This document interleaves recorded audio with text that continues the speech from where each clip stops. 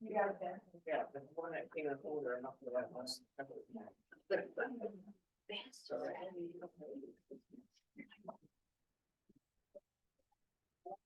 Josh, it looks like this room is filling up again. I love it. So Not surprised one bit. I'm Shelley Wagner. I'm on staff at OLLI, and I'm colleagues are in the back, Heather O'Byrne and Jamie Garcia. Welcome to Travel Week. I know some of you have already been a part of some of the previews. How many have been to a preview already? One preview. One preview. How many have been to 2 previews? 3? 4? This is. There you go. I love it. How about the overview, the classes with Patrick Coon? How many been to an overview, 2 overviews? Maybe planning 3 overviews. How many are coming to monthly meeting? How many are coming to the passport table tomorrow, where you can renew or apply for a passport? Right next door, from 12:30 to 4, that'll be available. How about the real ID class, learning about what's gonna be required for 2025? Great. How about the travel presentations with the members who have traveled to Italy? That's this afternoon next door. Take a look at those site presentations. Perhaps they have gone to Costa Rica. What does it feel like traveling to OLLI in group travel? What are the challenges? What's the difference between group travel and independent travel? What are the experiences? What are the extras that OLLI uses to enhance their trips with? Go to those travel presentations to learn more about that. I'm so excited you're here. How about monthly meetings? Coming around? Great, great. Well, we will be revealing 2026 trips. Pretty exciting. No, we haven't even gone on the 2024 yet. First one's going to Holland and Belgium with Heather. We're already planning 2026 and we're starting to slate out 2027. So that's pretty exciting. Before I forget, we have an overview today of the Spain and Portugal area, and that will be at 1:15 in this room. So following this program, so now we will pass it through. And the other thing I wanted to remind you is registration day is next Tuesday for these 4 trips going to in 2025. Registration will start at 9:30 in the morning. I'm sorry, at 9 o'clock in the morning, and it will be upstairs in the 2nd floor next to the OLLI office. It's on a first come, first served basis. We can discuss that a little bit later. All right, Spain, Portugal. How many have been to Spain and Portugal? Did anybody go with OLLI back in 2013? I think so. And you're looking at possibly going again. Maybe. Okay, that was with Go Ahead as well. How many have traveled with a Go Ahead on a Go Ahead tour? Many. Excellent. They're all veterans. I love it. So this trip will travel March 13th to the 25th in 2025. And we're able to take 38, and there'll be 4 singles available. So that's pretty exciting. Today we have a representative from Go Ahead Tours, Josh Karachi. Yep. And he is with partnerships here at Go Ahead, and we'll tell you all about the itinerary. So I hope you've got a lot of questions for him. Have fun. Thank you. Good afternoon, everybody. Switching from afternoon for morning meetings. Also, before I start, because this is my final meeting of the day, can we get one more big thank you for that lady who just spoke? I have the privilege of working with a number of OLLIs across the country, but just in case anybody is wondering, the hands that you all are in with her is second to none. So I'm selfishly happy for everybody attending this room, or attending this meeting in this room right now. But as Shelley said, my name is Josh. I work on the partnership team here at Go Ahead, which means I only work with groups like OLLI's, specifically to help design and build the travel programs to give you all the opportunity to do the travel we're talking about today. And again, I see a lot of familiar faces, so bear with me for the things you've already heard, but the plan for the meeting is to go over the itinerary for the trip, talk about some unique details and highlights in the day by day, talk about how we can sign up. Shelley just mentioned just the way that we want to make sure we can get everybody in for registration day, because there is some extra bonus money there on it as an incentive. And of course, plenty of time at the end to answer any questions anyone might have. So thinking about the final tour, and it's interesting that it ends at the final of the four we're pitching today being the Grand Tour of Spain and Portugal. It is next March 13th through 25th. A wonderful time to be in Portugal and Spain. We have not quite gotten into the busy travel late spring, early summer season, but the weather has started to turn, so it is not going to be super chilly or anything to worry about. We are talking about Mediterranean climates, which is a beautiful place to be basically any time of year. 11 nights in hand-picked hotels, so it is a little bit longer than some of the other tours, but hence the term Grand Tour. We talk about those hotels. We're talking about 4-star and above hotels. These are not hostels. These are not budget anything. These are very comfortable, nice hotels.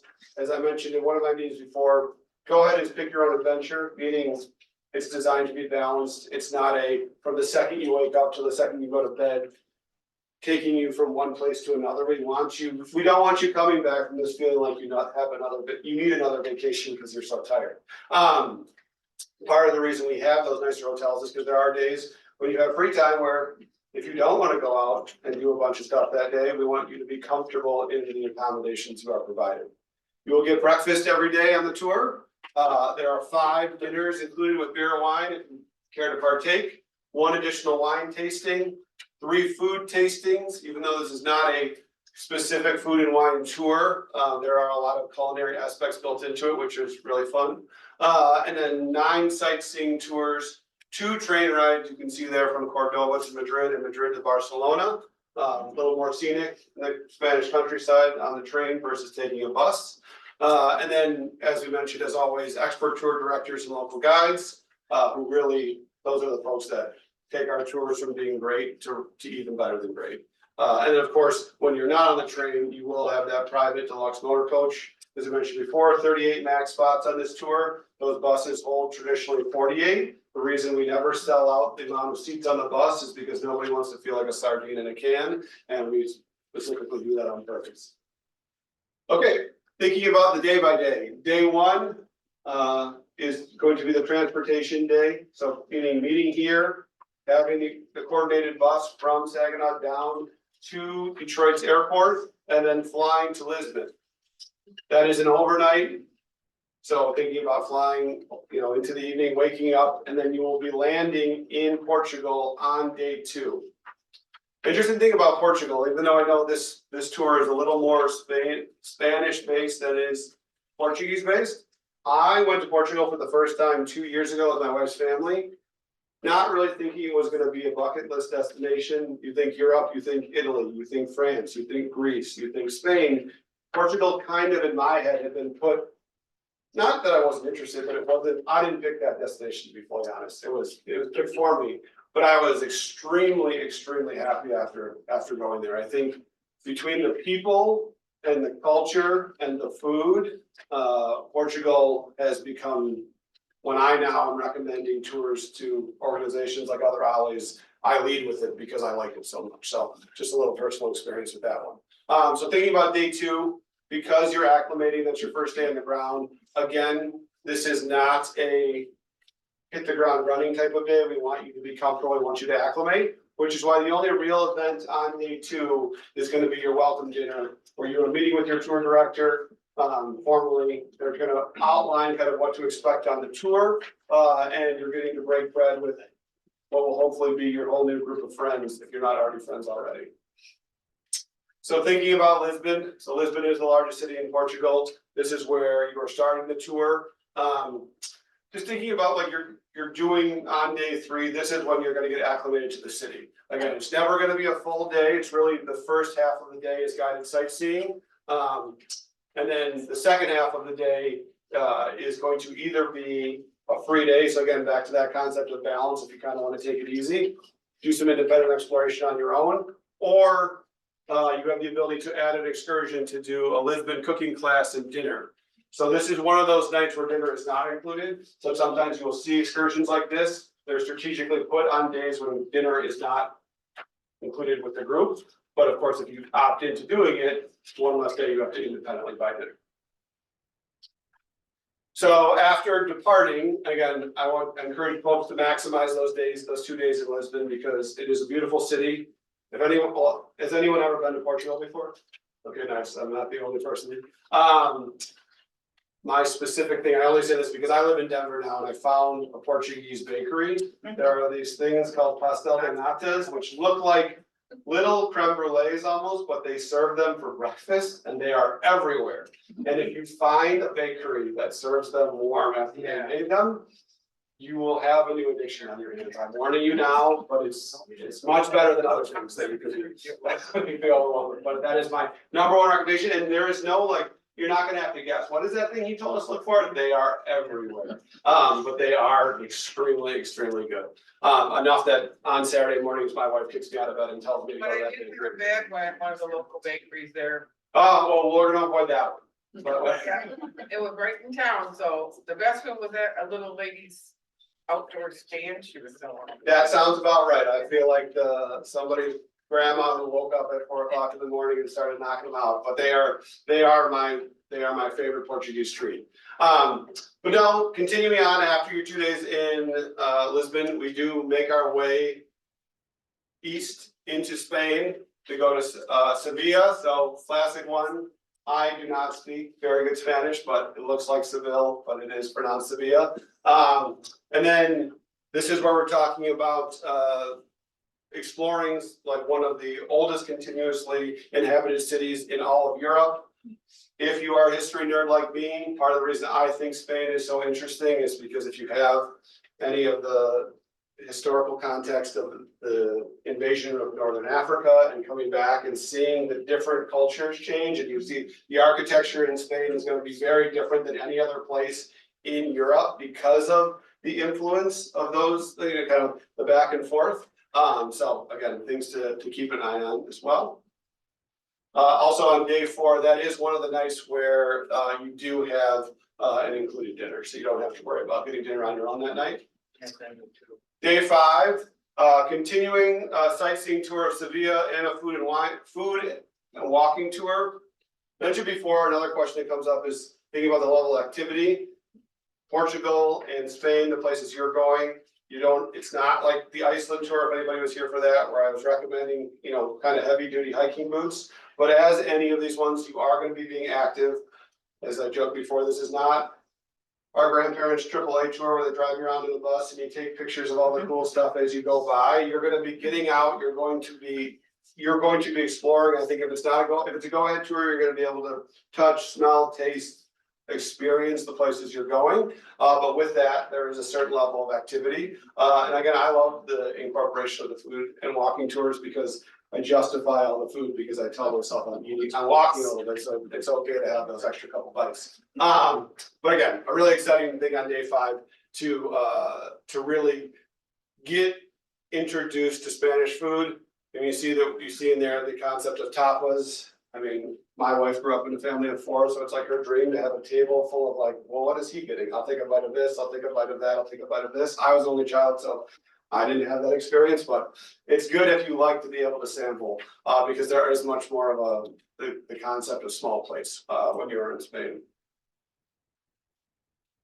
So continuing to Granada, another great city bound in history. with also the incorporation of food. This is one of the areas in Spain more known for their olive oil. If you were in my Italy presentation, I'm still biased toward Italian olive oil, but Spanish is probably number two. And then I think it's just like I said, you're seeing a changing of the land too. We're getting into more agricultural spaces. It's a little drier. The vegetation is changing. I do think because we're going so many places in Spain on this trip, you really get to see I guess you're coming in from the central, going to the south, and going to the northeast. It gives you a really good full understanding of the country, of Spanish countryside along with the cities.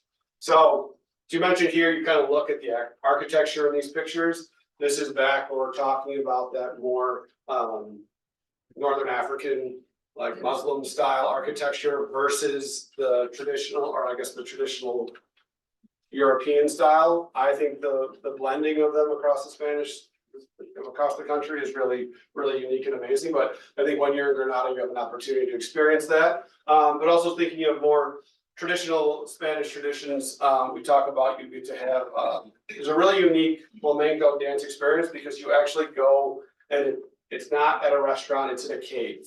It's not something, you don't have to scale any mountains to get up there, it's easy to access it, but that just happens to be the vendor that we work with.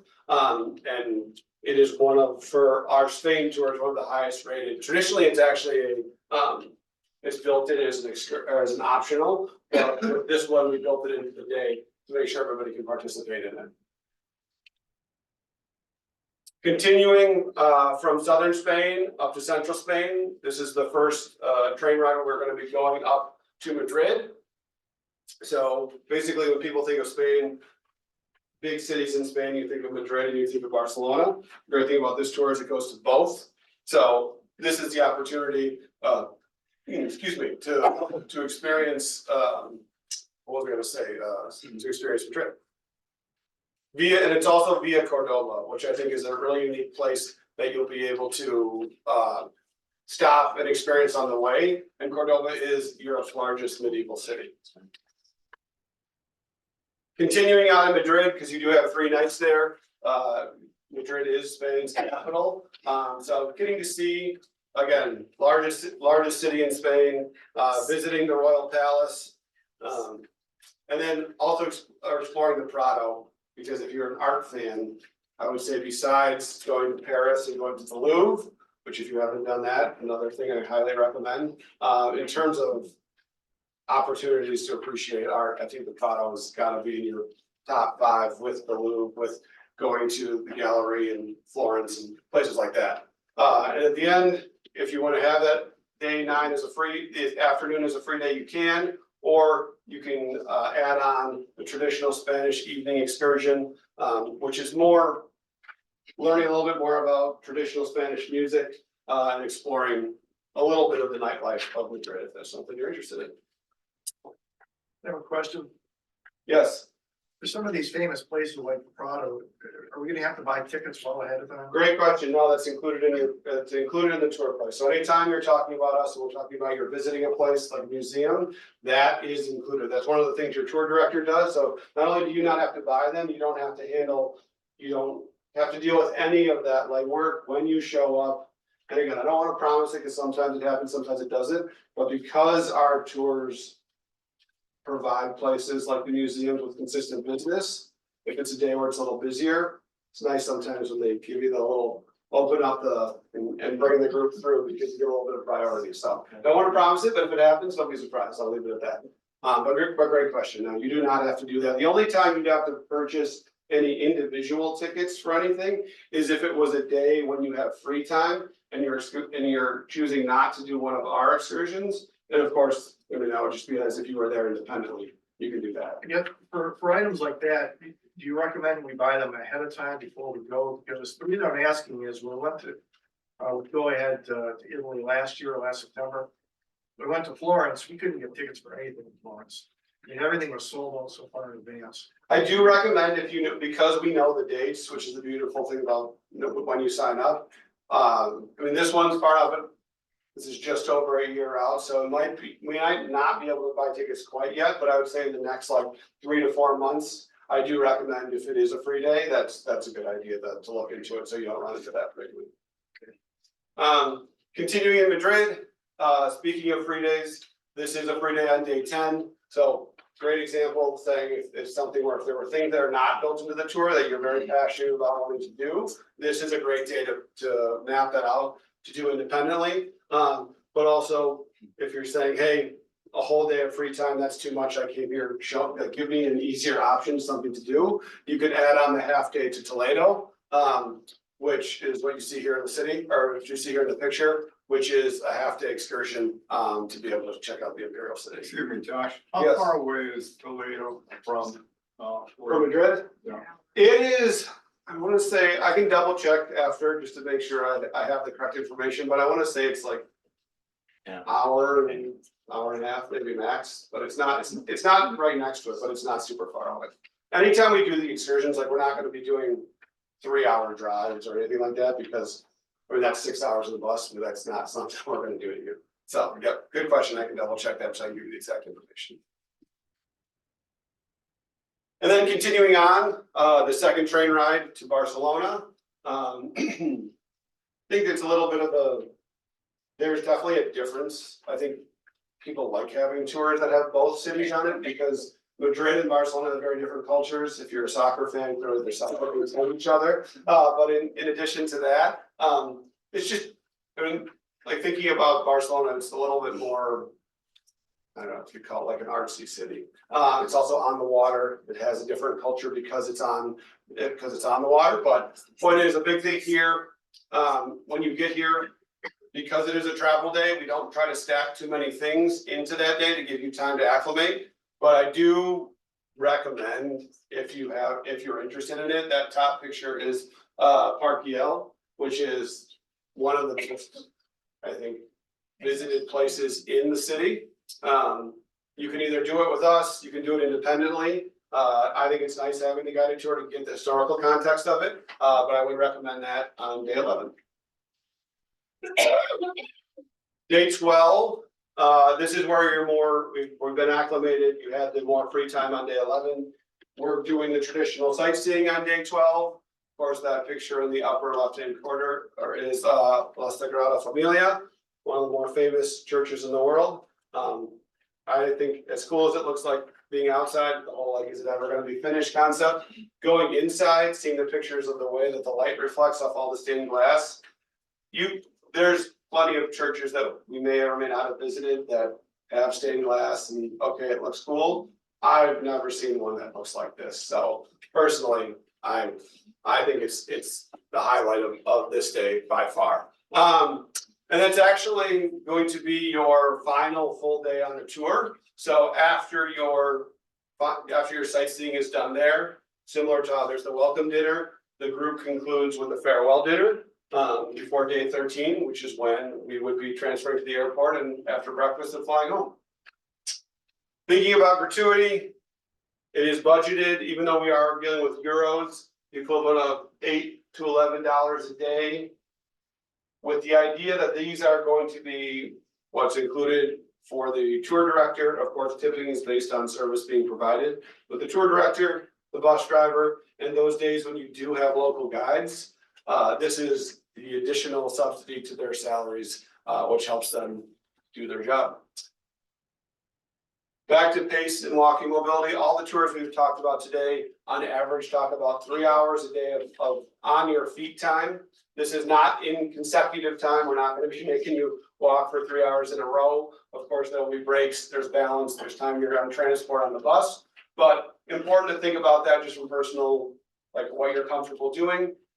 Mentioned before, this is not a tour that has a lot of, you're not climbing, it's not the terrain of Iceland or things like that, but it is still Europe. While bigger cities are a little more modern, this tour does visit a lot of places that are more, medieval or places that are more historical. And you gotta think about it. They don't have, I used to, in a different life, I was a special ed teacher, so I would look at a room like this and you think about the slope and how everything was designed to fit a certain code. That doesn't exist in Europe. It is you have cobblestones, you have uneven surfaces. And I think it's just important to remember wherever you're going, for most places in Europe, it's just understanding that it's just not gonna, most places are not gonna be completely flat. and it's just to be taken into consideration. Yes.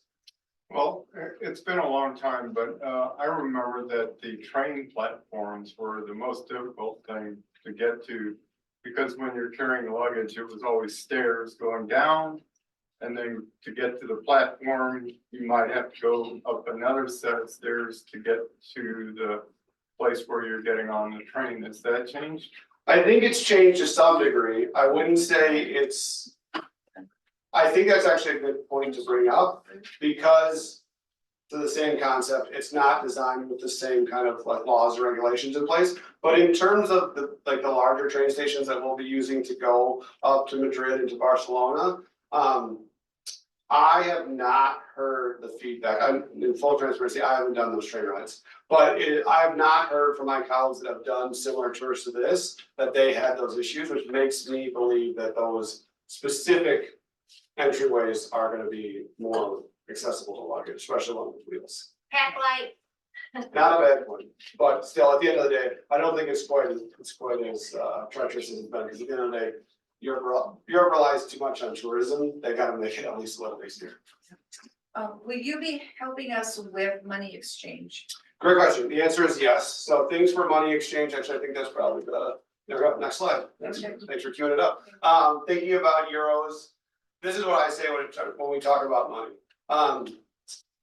There is no wrong way to do it, but some of the ways, especially if you haven't done it before, is some folks want to be really proactive, and you can go to your bank, most banks ahead of time, and proactively ask or convert a couple $100 into euros. I do not do that, because what I choose to do is just use my ATM card when I first get there. And I have an account that doesn't like charge me for doing that, but point being is, I stop, I take out the equivalent of around $200, and I can say from experience now, after being in Europe many times at this point, I've never once spent all of it. And the reason I never once spent all of it is because the last 5 to 7 years since I've been going, the majority of things you can purchase using your credit card.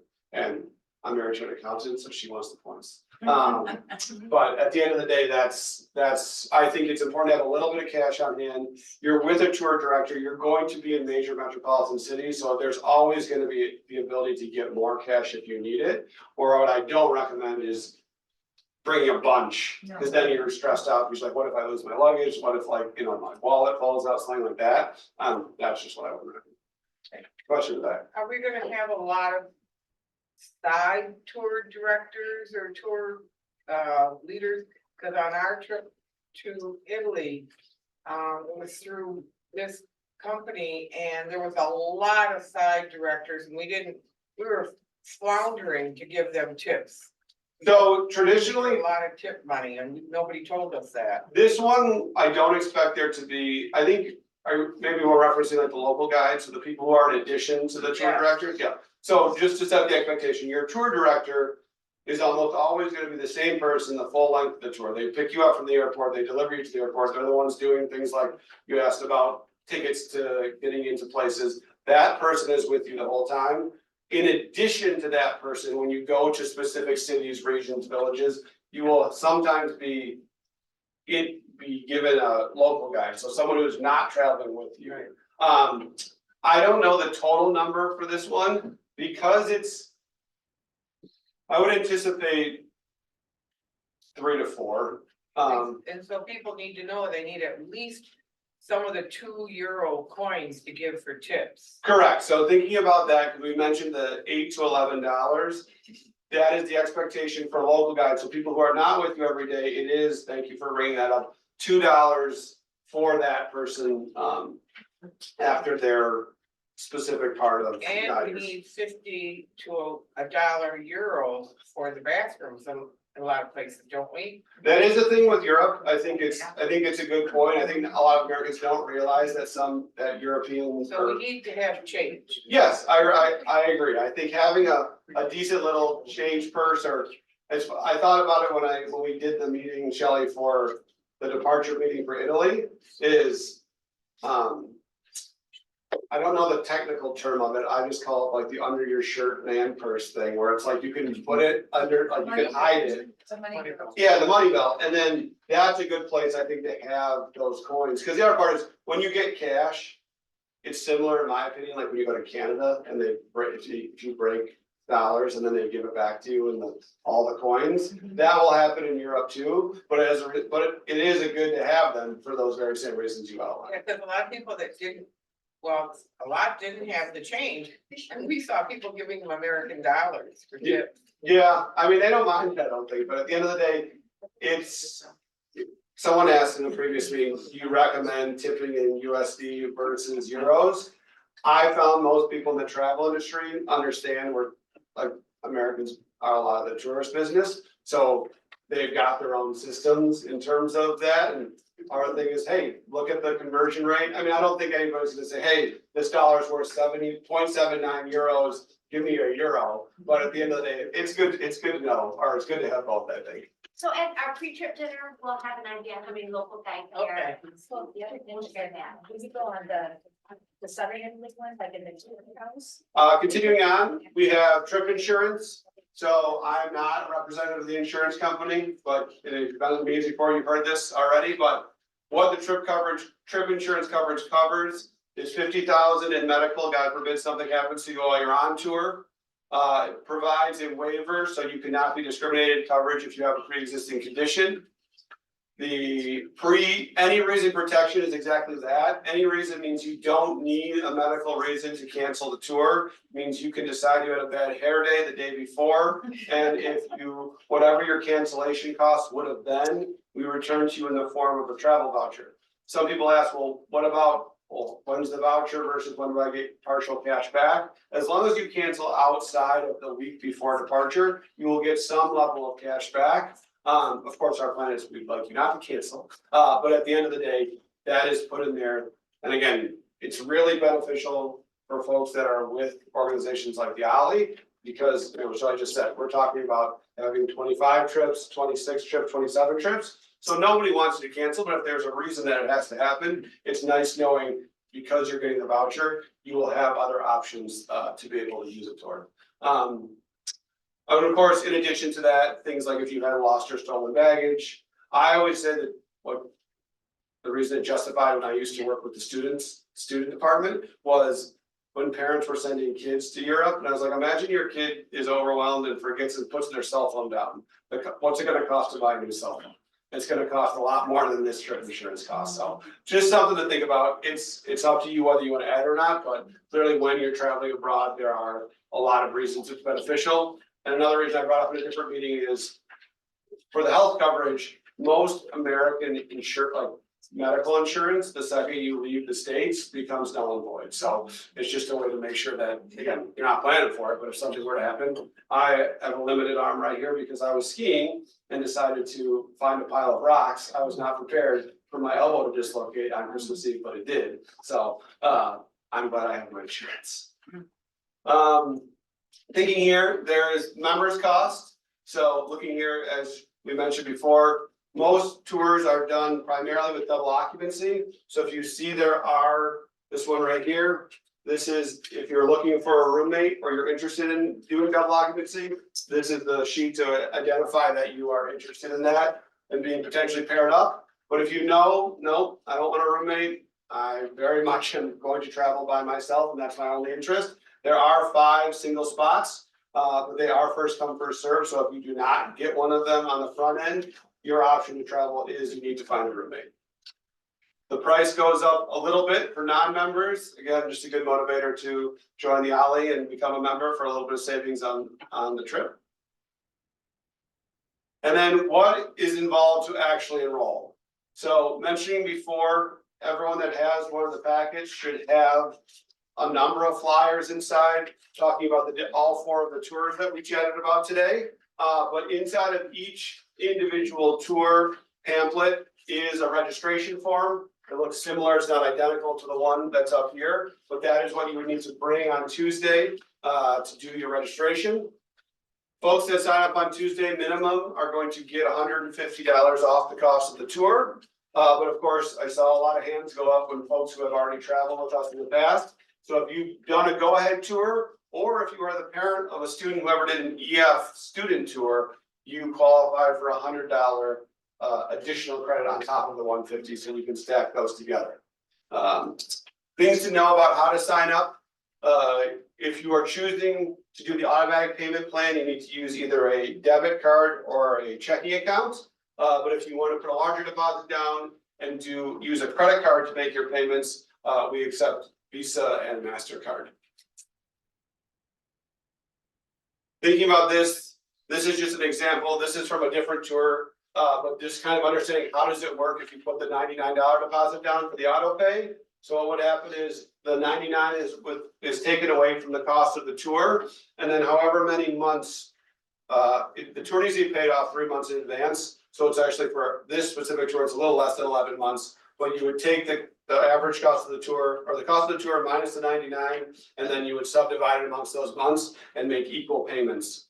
If you choose to do this at first, but then eventually want to switch over and get credit card points, you can always communicate with us directly to change the payment plan if that's something you're interested in doing.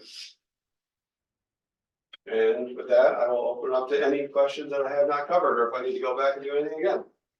Yes, sir. Not real familiar with Europe, but Spain in March, I'm not concerned about cold weather, or what's the deal there? No, we picked it specifically for those March dates because it's a much more temperate Mediterranean climate. It's not, I'm not gonna say it's gonna be 90, it's not gonna be that, but it's not gonna be freezing. You're not gonna deal with, I guess everyone it's a subjective definition of cold. But I think if you look at the average temperatures, especially in southern Spain, which is what a lot of this tour is, you're gonna be in the 60s and below. All right. Yep. We gotta get out of here for a reason, right? I mean, I'm from Michigan, I love Michigan too, but like, if you get a little change of weather in the middle of March, isn't the worst thing in the world. That's on the other hand, yes? Is the tap water safe to drink, like to wash fruits and vegetables in Spain and in Italy? I forgot to ask. Traditionally it is. I think you see plenty of people still get bottled water if that's what you choose to do, but they won't be serving you water. That's unhealthy to drink. And then, so here we go there. With the train rides, are they assigned seating or is it a cab? I mean a coach? You have, it's not assigned in terms of like a plane, so it's more of like you have the ability to pick and choose your seats.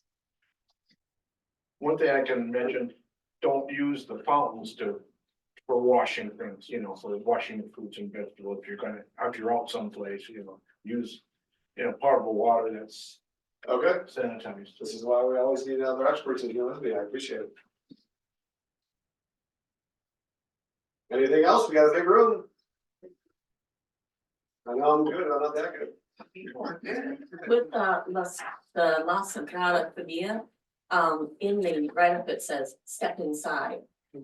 Is that once you go in, you're allowed to go upstairs and downstairs? I've been there and some tours just allow them to go in, look at it and then ship them out. What kind of freedom will we have at that location? It's more of the base, like getting in on the ground floor. I don't believe it includes anything about going upstairs. No, it's Sorry, down.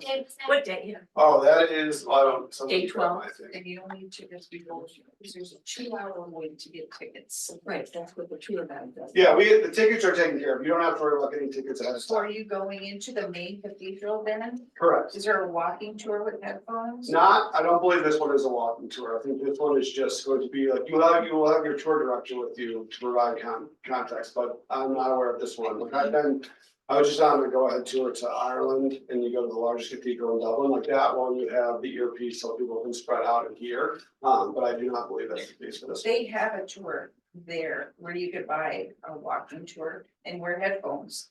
So for examples like that, if it's something in addition and but the It was venue. inexpensive. Yeah, the venue provides it, then of course, I mean, there's no one's gonna stop you from doing that. It's just, I don't want to set the expectation that's what's included in this one.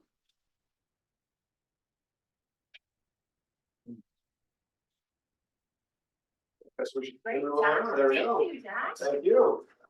Well, we're ready to go to Spain. I'm ready to go eat some natas. Touch, smell, and taste experience. I'm ready to try some of those pastas that you guys are talking about for breakfast. And I want to learn more about that flamenco dance. Has anybody tried that before? Oh. So registration date is next week, Tuesday, beginning at 9 a.m. First come, first serve. You've got your brochures. If you're planning to register, get that filled out completely. Bring your passport with you. You'll make a copy of your passport. We'll make a copy of your registration form for you to take home with you. Bring your payment form, whether it's going to be by a deposit of $99. We'll have a form that you can fill out for that. So we're just going to do the traditional payment of your deposit and insurance date of registration. And then a month before the due date, which is in there, we'll send you a letter and speak for your full payment. That will be less any rewards that you want here. Today, that $150, any rewards that you've earned to go ahead and travel. Is that in-person registration only? Great question. The other thing I want to mention before I get to that, the excursions you can register for up front, and that will be paid for at the end. It's important for the company to know how many people we have in those excursions. That's why we ask for those up front earlier, but you can always add them later. Just they need to make sure we get the minimums for them. The question was, what was it? Can you register online or do you have to be in person? We cannot do registration online. We don't have a system that would accommodate that. In person is the best if it's a trip that you want to do. We will take phone calls and after everybody's been servicing that has come on site to register. I don't know what time that would be. I'm guessing 2 o'clock. After 2 o'clock, so we take phone calls, but we don't know what that time is. We want to make sure we accommodate everybody that came here on site for in person. So if you're registering for more than one trip, when you get to the front of the line, you do the registration for however many trips you want to sign up for. So when you come in, you're gonna get a number, and on that number, it's gonna say which trips are you interested in. We're gonna plug you in a Google Doc form right then and there. We have 4 registration tables. All 4 of those registration tables will see where you're going. It goes in at the same time. You just have to wait your turn to get out, turn in your completely filled paperwork, and hoping it goes pretty fast. So, good question. If you're single and you want to register for Spain as a single, great. One trip, one person. You want to do Spain, Iceland, and Italy, you can do that. One person, one trip. That's the base for each of those trips. And you're number 1 in line, so you get to do those first. If you're number 10, you might be first in line for Italy, but you could be 3rd in line for Spain and 10th in the 3rd trip that you're going. Your ID number, every individual person will get their own number, even if you're spouse, because your spouse might be doing another trip with somebody else. We just have to keep that in mind. If you're a double, husband, wife going in, and you want to travel with friends, that is happen. So you're gonna register your own number, you're gonna register for you and your wife is gonna register for your friends, 1 person for 1 room. You can do that for them because they're in blood. So if you aren't going to be here registration day, and you need somebody to register for you. Have another OLLI member, family member, friends coming up and going on that trip. They can help you out. Yes, Never been on a trip before. I get the impression these things fill up fast. How, they you know, can. they can and do, or it kind of depends on the trip, how It just fast they fill up. Yeah, we don't know. That's what we would think of so magic box. I'm guessing, I know that the Spain and Portugal trip was pretty popular. Some of the feedback that we've seen. So I would be here. That's our. Like Canada, the point is they had to open up a second version of the Canadian Americans that kept the first one pulled up, so. Shelley, tell them how fast the first one filled to a maritime one. It did go up quickly. However, I would like to say that's not for every trip. Yeah. And we probably, I can't see us adding the second trip with the schedule that we have. So, another thing that we can be sure. Not gonna say it's not. We need 2 of each one for us, one for our spouse. If you live in the same household,